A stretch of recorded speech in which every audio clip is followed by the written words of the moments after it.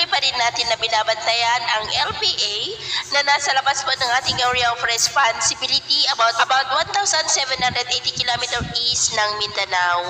Mababa pa naman po ang tsansa nito na maging bagyo for the next 2 to 3 days. Hanging amihan ang patuloy po na umiihip dito sa malaking bahagi ng ating bansa. At sa ating pong long range forecast ay wala pong bagyo na namamataan na rito na tatawid sa ating bansa hanggang sa matapos ang buwan na ito. Pero sa unang linggo ng susunod na buwan ay posibleng aktibo na ang karagatan dyan sa silangang bahagi ng ating bansa na bumuo ng mga sama ng panahon. Ang development po ng mga ito ang ating babantayan.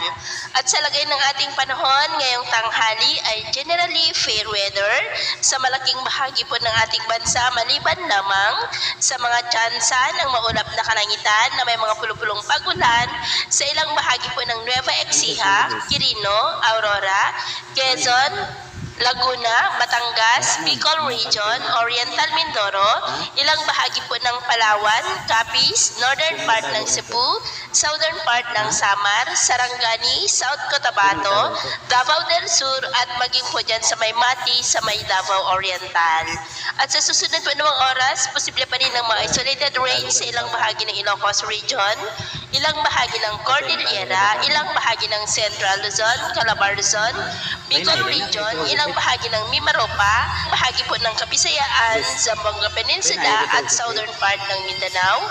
Kaya kung lalabas tayo sa ating mga tahanan ay ugaliin po natin lagi ang magdala ng kahit na nung panangga natin sa init ng araw at proteksyon na rin po sa mga biglaang buhos ng ulan.